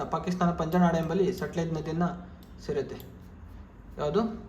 ಪಾಕಿಸ್ತಾನದ ಪಂಜನಾಡ ಎಂಬಲ್ಲಿ ಜೀಲಂ ನದಿಯನ್ನು ಕೂಡಿಸಿಕೊಂಡು ಪಾಕಿಸ್ತಾನ ಪಂಜನಾಡ ಎಂಬಲ್ಲಿ ಸಟ್ಲೇಜ್ ನದಿಯನ್ನು ಸೇರುತ್ತೆ. ಈ ನದಿಗೆ ಅಡ್ಡಲಾಗಿ ನಿರ್ಮಿಸಿರುವ 3 ಜಲವಿದ್ಯುತ್ ಉತ್ಪಾದನೆ ಯೋಜನೆಗಳು ಬಗ್ಲಿಹಾರ ನೋಡಿ, ಇದು ಬಗ್ಲಿಹಾರ, ಸೇಲಾರು, ದುಲಸ್ತಿ. ಬಗ್ಲಿಹಾರ ವಿದ್ಯುತ್ ಯೋಜನೆಯು ಭಾರತ ಮತ್ತು ಪಾಕ್ ನಡುವೆ ವಿವಾದಿತ ಯೋಜನೆ ಆಗಿದೆ. ಏನೇಳಿ ಇಂಪಾರ್ಟೆಂಟ್ ಇರ್ತದೆ ನೋಡಿ, ವಿವಾದಿತ. ಯಾಕೆಂದರೆ ಇವಾಗಿನ ಎಲ್ಲ ಯುದ್ಧ ನಡೆದೈತೆ. ಸ್ವಲ್ಪ ಭಾರತ ಮತ್ತು ಪಾಕಿಸ್ತಾನದ ಬಗ್ಗೆ ಏನೇನು ವಿವಾದಿತ ಇರುತ್ತೋ ಅದನ್ನೆಲ್ಲ ಸ್ವಲ್ಪ ಓದ್ಕೊಳ್ಳಿ. ಹಳೆ ಕಾಲದ್ದು ಅಂದರೆ ಈಗ ಸಿಂಧು ನದಿ ಒಂಬತ್ತ 1960 ನೋಡಿ, ಆ ಥರದ್ದೆಲ್ಲ ನೋಡ್ಕೊಳ್ಳಿ ಸ್ವಲ್ಪ. ಈ ಬಗ್ಲಿಹಾಲ್ ವಿದ್ಯುತ್ ಯೋಜನೆ ಕೂಡ ಪಾಕಿಸ್ತಾನ ಮತ್ತು ಭಾರತದ ನಡುವೆ ವಿವಾದಿತ ಯೋಜನೆ ಆಗಿದೆ. ಈ ನದಿಗೆ ನಿರ್ಮಾಣ ಮಾಡಲಾದ ಅಣೆಕಟ್ಟುಗಳು ಸಿಲಾರು, ದುಲಸ್ತಿ, ಪಾಕುಲ್ದಲ್ ಮತ್ತು ರಾಟಲ್ ಜಲವಿದ್ಯುತ್ ಸ್ಥಾವರ, ಕೌರ್ವ ಜಲವಿದ್ಯುತ್ ಯೋಜನೆ. ಓಕೆನಾ. ನಂತರ 4ನೇದು ಬಿಯಾಸ್ ನದಿ. ಇದನ್ನು ಸಂಸ್ಕೃತದಲ್ಲಿ ವಿಪಾಸ ಅಥವಾ ವ್ಯಾಸ ಅಂತ ಕರೀತಾರೆ. ಏನಂತಾರೆ? ಸಂಸ್ಕೃತದಲ್ಲಿ ವಿಪಾಸ ಅಥವಾ ವ್ಯಾಸ ಅಂತ ಕರೀತಾರೆ. ವೇದವ್ಯಾಸಕ್ಕಿಂತ ಮೊದಲು ಈ ನದಿಯು ಸರಸ್ವತಿ ನದಿ ಅಂತಲೂ ಕರೆಯುತ್ತಿದ್ವಿ. ಈಗ ಸರಸ್ವತಿ ನದಿ ಇಲ್ಲ, ಇದು ಕಣ್ಮರೆಯಾಗಿದೆ. ಇದು ಹಿಮಾಚಲ ಪ್ರದೇಶದ ಕುಲು ಬೆಟ್ಟಗಳಲ್ಲಿ ರೊಟಂಗಾಂವ್ ಕಣಿವೆಯಲ್ಲಿ ಬಿಯಾಸ್ ಗುಂಡ ಎಂಬಲ್ಲಿ ಉಗಮವಾಗುತ್ತದೆ. ಪಂಜಾಬಿನ ಹರಿಕೆ ಪಟ್ಟಣ ಅಂತ ಹೇಳಿದ್ನಲ್ಲ, ಹರಿಕೆ ಬಳಿ ಪೊಂಗ್ ಎಂಬಲ್ಲಿ ಮೈದಾನ ಪ್ರವೇಶಿಸಿ ಸಟ್ಲೇಜ್ ನದಿಯನ್ನು ಸೇರುತ್ತೆ. ಓಕೆನಾ. ಸಟ್ಲೇಜ್ ನದಿಯನ್ನು ಸೇರುತ್ತೆ. ಈ ನದಿಯು ಸಿಂಧೂ ನದಿಯ 5 ಉಪನದಿಗಳಲ್ಲಿ ಸಂಪೂರ್ಣವಾಗಿ ಭಾರತದಲ್ಲಿ ಹುಟ್ಟಿ ಭಾರತದಲ್ಲಿ ಅಂತ್ಯಗೊಳ್ಳುತ್ತದೆ. ಯಾವ ನದಿ ನೋಡಿ, ಇಲ್ಲಿ ತೋರಿಸ್ತೀನಿ. ಬಿಯಾಸ್ ನದಿ ನೋಡಿ. ಬಿಯಾಸ್ ನದಿಯು ಸಿಂಧೂ ನದಿಯ 5 ಉಪನದಿಗಳಲ್ಲಿ ಸಂಪೂರ್ಣವಾಗಿ ಈ ಭಾರತದಲ್ಲಿ ಹುಟ್ಟಿ ಭಾರತದಲ್ಲಿ ಅಂತ್ಯಗೊಳ್ಳುತ್ತದೆ. ಇದು ವೆರಿ ವೆರಿ ಇಂಪಾರ್ಟೆಂಟ್. ಸಿಂಧೂ ನದಿಯ ಯಾವ ಉಪನದಿ ಭಾರತದಲ್ಲೇ ಹುಟ್ಟಿ ಭಾರತದಲ್ಲಿ ಅಂತ್ಯವಾಗುತ್ತದೆ ಅಂತ ಕೇಳಿದ್ರೆ ಬಿಯಾಸ್ ನದಿ ಅಂತ ನೀವು ಹೇಳ್ಬೇಕು. ಇದು ಎಲ್ಲಿ ಹುಟ್ಟುತ್ತೆ? ಭಾರತದಲ್ಲಿ ಅಂತ್ಯಗೊಳ್ಳುತ್ತದೆ. ಎಲ್ಲಿ ಹುಟ್ಟುತ್ತೆ? ಬಿಯಾಸ್ ಕುಂಡದಲ್ಲಿ ಹುಟ್ಟುತ್ತೆ. ಏಕೈಕ ಉಪನದಿ 5 ನದಿಗಳು. ಈ ನದಿಗೆ ಹಿಮಾಚಲ ಪ್ರದೇಶ ಕಾಂಗ್ರಾ ಜಿಲ್ಲೆಯಲ್ಲಿ ಶಿವಾಲಿಕ್ ಬೆಟ್ಟಗಳ ಗದ್ದೆಯಲ್ಲಿ ಪಾಂಗ್ ಜಲಾಶಯ ಅಥವಾ ಮಹಾರಾಣಾ ಪ್ರತಾಪ ಸಾಗರ ಡ್ಯಾಮ್ ಅನ್ನು 1975ರಲ್ಲಿ ನಿರ್ಮಿಸಲಾಗಿದೆ. ಈ ನದಿಗೆ ಹಿಮಾಚಲ ಪ್ರದೇಶದಲ್ಲಿ ಕಾಂಗ್ರಾ ಜಿಲ್ಲೆಯ ಶಿವಾಲಿಕ್ ಬೆಟ್ಟಗಳ ಗದ್ದೆಯಲ್ಲಿ ಪಾಂಗ ಜಲಾಶಯ ಅಥವಾ ಮಹಾರಾಣಾ ಪ್ರತಾಪ ಸಾಗರ ಡ್ಯಾಮ್ 1957ರಲ್ಲಿ ನಿರ್ಮಿಸಲಾಗಿದೆ. ಪಾಂಗ ಜಲಾಶಯವು ಮತ್ತು ಗೋವಿಂದ ಸಾಗರ ಜಲಾಶಯವು ನೋಡಿ. ಪಾಂಗ ಜಲಾಶಯಕ್ಕೆ ಮತ್ತೊಂದು ಹೆಸರು ಗೋವಿಂದ ಸಾಗರ ಜಲಾಶಯ ಅಂತ ಕರೀತಾರೆ. ಏನಂತ ಕರೀತಾರೆ? ಈ ಪಾಂಗ ಜಲಾಶಯಕ್ಕೆ ಮತ್ತೊಂದು ಹೆಸರು ಗೋವಿಂದ ಸಾಗರ ಜಲಾಶಯ ಅಂತ ಕರೀತಾರೆ. ಏನಂತ ಕರೀತಾರೆ ಸ್ನೇಹಿತರೆ? ಪಾಂಗ ಜಲಾಶಯಕ್ಕೆ ಗೋವಿಂದ ಸಾಗರ ಜಲಾಶಯ ಅಂತ ಕರೀತಾರೆ. ಮೀನುಗಾರಿಕಾ ಜಲಾಶಯವಾಗಿದೆ. ಇದು ಮೀನುಗಾರಿಕಾ ಜಲಾಶಯವಾಗಿದೆ. ಯಾವ ಜಲಾಶಯವಾಗಿದೆ ಸ್ನೇಹಿತರೆ? ಮೀನುಗಾರಿಕಾ ಜಲಾಶಯವಾಗಿದೆ. ಇದು ಆರಂಭದಿಂದ ಅಂತ್ಯದವರೆಗೆ ಒಟ್ಟು ಹರಿಯುವ ಉದ್ದ ಸುಮಾರು 470 ಕಿಲೋಮೀಟರ್. ಎಷ್ಟು? 470 ಕಿಲೋಮೀಟರ್. ಇದು ಫೈನಲ್ ಲಾಸ್ಟ್ ಸಟ್ಲೇಜ್ ನೋಡಿ. ಇಲ್ಲಿ ಸಟ್ಲೇಜ್ ಒಂಚೂರು ಕೆಳಗಿಡ್ತಾನೆ. ಸಟ್ಲೇಜು ಇದು ಸಿಂಧೂ ನದಿಯ ಅತಿ ದೊಡ್ಡ ಉಪನದಿಯಾಗಿದೆ. ಇದು Sutlej very very important. Beas ಭಾರತದಲ್ಲಿ ಹುಟ್ಟಿ ಭಾರತದಲ್ಲಿ ಅಂತ್ಯವಾಗುವ ಸಿಂಧೂ ನದಿಯ ಉಪನದಿ. ಇದು ಸಟ್ಲೇಜ್ ವೆರಿ ವೆರಿ ಇಂಪಾರ್ಟೆಂಟು. ಯಾಕಂದರೆ ಇದು ಸಿಂಧೂ ನದಿಯ ಅತಿ ದೊಡ್ಡ ಉಪನದಿಯಾಗಿದೆ. ಇದು ಪ್ರಾಚೀನ ಹೆಸರು ಸತದ್ರು. ಇದರ ಪ್ರಾಚೀನ ಹೆಸರು ಸತದ್ರು. ಇದು ಟಿಬೆಟಿನ ಕೈಲಾಸ ಪರ್ವತದ ದಕ್ಷಿಣ ಭಾಗದ ಧರ್ಮ ಕಣಿವೆ ಹತ್ತಿರ ರಾಕಸ್ ಮತ್ತು ರಕ್ಕಸ ಅಥವಾ ರಕ್ಕಸ್ ಸರೋವರ ಬಳಿ ಉಗಮವಾಗುತ್ತದೆ. ಇದು ಸಿಂಧೂ ನದಿಯ 5 ಉಪನದಿಗಳಲ್ಲಿ ಭಾರತದಲ್ಲಿ ಉಗಮವಾಗದ ಏಕೈಕ ಉಪನದಿ. ಇದು ನೋಡಿ, ಇದು ವೆರಿ ವೆರಿ ಇಂಪಾರ್ಟೆಂಟ್ ಸ್ನೇಹಿತರೆ. ನೀವೇನು ಹೇಳಿ? Very very important. ಇದು 5 ಉಪನದಿಗಳಲ್ಲಿ ಭಾರತದಲ್ಲಿ ಉಗಮವಾಗದ ಏಕೈಕ ಉಪನದಿ. ಯಾವ ನದಿ? ಏಕೈಕ ಉಪನದಿ. ಓಕೆನಾ. ಇದನ್ನು ಟಿಬೆಟಿನಲ್ಲಿ ಲಾಂಗ್ಚುನ ಕಂಬಾಂಬ ಎನ್ನುವರು. ಇದು ಹಿಮಾಚಲ ಪ್ರದೇಶದ ಸಿಪ್ಕಿಲಾ ಕಣಿವೆಯ ಮೂಲಕ ಭಾರತಕ್ಕೆ ಒಳಪ್ರವೇಶ ಮಾಡುತ್ತೆ. ಇಲ್ಲಿ ಸಿಪ್ಕಿಲಾ ಆಗಲೇ ತೋರಿಸಿದ್ನಲ್ಲ ಮ್ಯಾಪ್ ಮೂಲಕ. ಸಿಪ್ಕಿಲಾ ಇಲ್ಲಿ ನೋಡಿ. ಇಲ್ಲಿ ಒಂದು ಇಂಡಿಯಾ ಮ್ಯಾಪ್ ಹಾಕ್ತೀನಿ ಚಿಕ್ಕದಾಗೆ.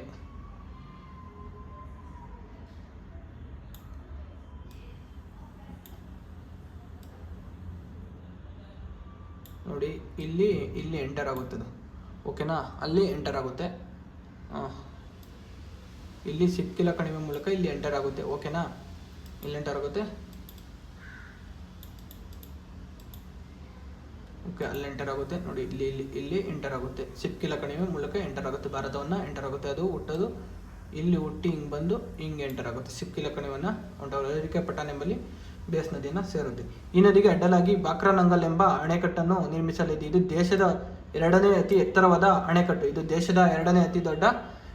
ಎತ್ತರವಾದ ಅಣೆಕಟ್ಟು. ಇದು 226 ಮೀಟರ್ ಅಥವಾ 741 ಅಡಿ ಇದೆ. ಹಾಗಾದರೆ ದೇಶದ ಮೊದಲನೇ ಅತಿ ದೊಡ್ಡ ಅಣೆಕಟ್ಟು ಯಾವುದು ಅಂತ ಕಮೆಂಟ್ ಬಾಕ್ಸಲ್ಲಿ ಕಮೆಂಟ್ ಮಾಡಿ ತಿಳಿಸಿ ಸ್ನೇಹಿತರೆ. ಈ ನದಿಗೆ ಇರುವ ಗೋವಿಂದ ಸಾಗರ ಸರೋವರವು ಭಾರತದ ಅತಿ ದೊಡ್ಡ ಮಾನವ ನಿರ್ಮಿತ ಸರೋವರವಾಗಿದೆ. ಈ ನದಿಗೆ ಇರುವ ಗೋವಿಂದ ಸಾಗರ ಸರೋವರವು ಭಾರತದ ಅತಿ ದೊಡ್ಡ ಮಾನವ ನಿರ್ಮಿತ ಸರೋವರವಾಗಿದೆ. ಯಾವ ಸರೋವರ? ಮಾನವ ನಿರ್ಮಿತ ಸರೋವರವಾಗಿದೆ.